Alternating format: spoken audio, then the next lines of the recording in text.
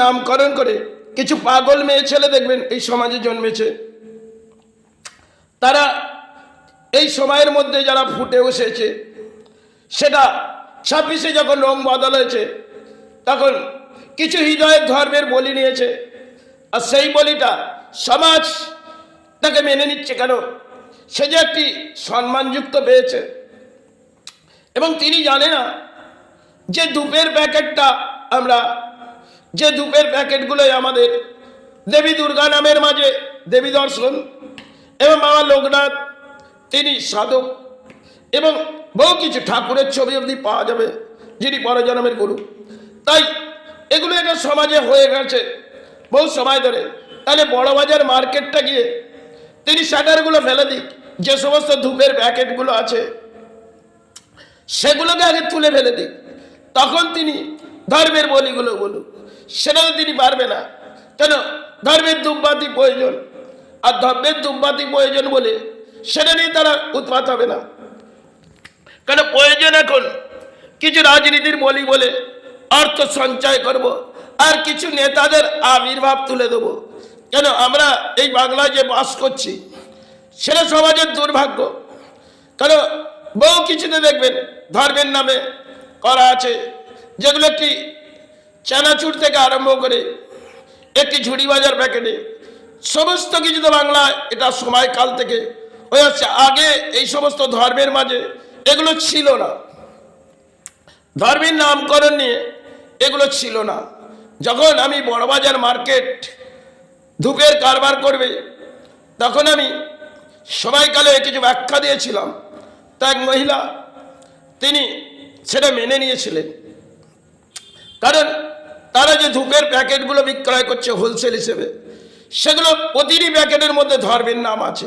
আদ্যাপীঠ থেকে দক্ষিণা কোনো মন্দির মনে হয় বাকি নেই, কামাখ্যা থেকে সব মন্দিরেরই এই ধর্মের নামে প্যাকেটগুলো করা আছে।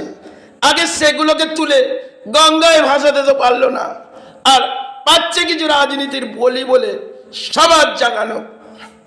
তা মনে বাংলার দুর্ভাগ্য নেমেছে। কেন? রাজনীতির জনজোয়ার ভেসেছে আর বাংলার দুর্ভাগ্য নেমেছে, এছাড়া কিছু না। আগে সেই সমস্ত জিনিসগুলোকে যদি এই সমাজ থেকে তুলে ফেলা দেওয়া যায়, কেন যে সমস্ত ধূপের প্যাকেটগুলো হয়তো মানুষ সেবা চালালো পথে দোকানে, সেটা পথে ফেলে দিল, এ পথে বহু মানুষ তাকে মারিয়ে গেল।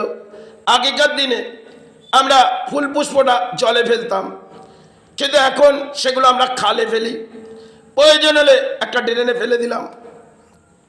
এটা হয়তো সমাজের পরিস্থিতি চলছে বটে, তবে ফুল পুষ্পটা যদি একটি গাছের তলায় দেওয়া যায়, তার থেকে মনে হয় এই দেশের জঞ্জাল হবে না। কেন? আমরা এটাই ইদা নিয়েছি, সেই ফুল পুষ্পগুলো আমরা পুকুরে ফেলে দেবো। কারণ ডোবাটাকে আমরা এই করেই নষ্ট করেছি, আর ধর্মটাকে রাজনীতির বলি বলে এইভাবেই নষ্ট করেছি।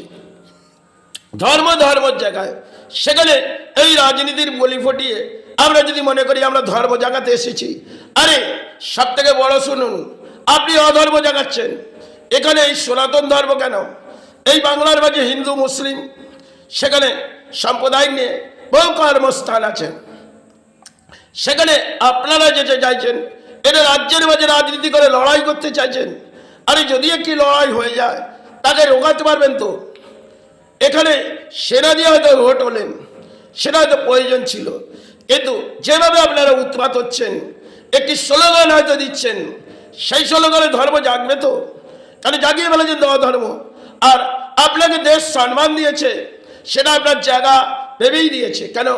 আপনি রাজনীতির বলি বলেছেন, তাই তারা সমাজ জাগানোর ব্যবস্থা ভেবেছে, তাই আপনাকে রাজ্যের কেন দেশ থেকে একটি পুরস্কার আপনাকে কি হিসেবে দান দিল, সেটা মানে সমাজের মানুষ কিছু বুঝে নেবে।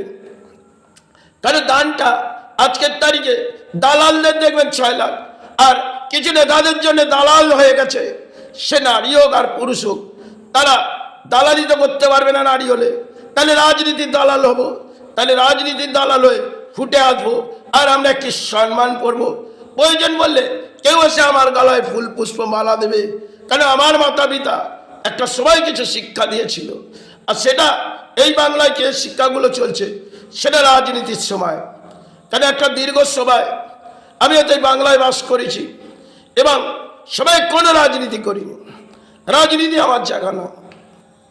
আর রাজনীতির প্রয়োগ যদি এখানে বসে যায় তাহলে এখানে দুপক্ষের লড়াই হবে, সেটাকে থামাতে পারবেন তো?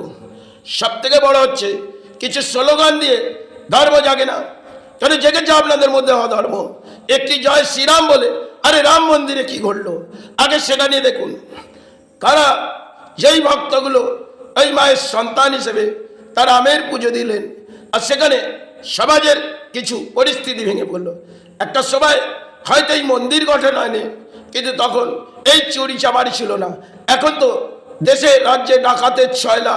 আজ একটা সময় হয়তো আমাদের গ্রামাঞ্চলে ডাকাতি করতে আসতো, তারা যখন ডাকাতি করতে আসতো, তারা গ্রামে অঞ্চলে ডাকাতি করতে আসতো, তাই তারা কিছু বোধ শক্তি নিতেন, যে ঘরটা একটি দিয়া জ্বালিয়ে যেতেন। আমাদের গাড়ি একটি, আমি যখন বাল্যকাল, তাই আমারই গ্রামে প্রথম একবার ডাকাতি হলো, সেই বাড়িতে দ্বিতীয়বার হলো, তৃতীয়বার যখন হয় প্রশাসন নড়ে চড়ে বসে, কারণ গ্রামবাসী গিয়ে থানায় গেলেন। তাই আজকে রাজনীতির মাঝে হয়তো সমাজ লোটার কাজ একটা রাজনীতি, আর তাদের হৃদয়ে বলি জ্বলে মনে করছি আমরা ধর্মকে জাগিয়ে দেবো, কিন্তু ধর্ম তো জাগছে না, জাগছে অধর্মের বলি। আর কিছু বলি রাজনীতির মাঝ দিয়ে ধর্মের নামের স্লোগান। কারণ এটা যদি বাংলায় চলতে থাকে তাহলে দেখবেন একটি যেমন তরজা করছেন, একটা সময় তো তরজা হতো, সে তরজা তো হয় না, রাজনীতির তরজা করছেন, করে যান। যখন এই বাংলায় কোনো রাইট বেঁধে যাবে তাকে আপনারা রুখতে পারবেন তো? দুরবস্থা কিন্তু আপনার কেন সারা রাজ্যের মাঝে এসে যাবে। যতই রাজনীতির বলি নিয়ে দু ধর্মের মাঝে আপনি আসুন না কেন, কেন দু ধর্মের মাঝে আসবেন না তো?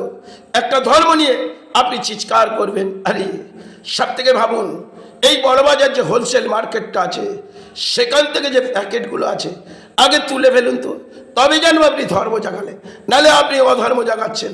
আর যে বলিগুলো আপনার নেতারা শুনছে তারা তো অধর্মের মাঝে এসে গেছে, ধর্ম তারা জাগাতে পারে না। ধর্ম জাগানোটা অত সোজা নয়, কিছু স্লোগান দিয়ে ধর্ম জাগে না। ধর্ম জাগাতে গেলে বিশাল কঠিন, বহুকে সময় তার লেগে যায়, জীবনযাত্রায় সারাটা জীবন কেটে যায়, আর তবুও তারা ধর্মের আশ্রয় নেয়। আর আপনারা কিছুটা সময় গিয়ে অধর্মের আশ্রয় নিয়ে রাজনীতি জাগিয়ে ফেলেছেন। ধর্ম তো জাগবে না, আপনাদের হৃদয়ে রাজনীতি। আর সেই বলি বলে আপনারা অর্থ সঞ্চয় করুন।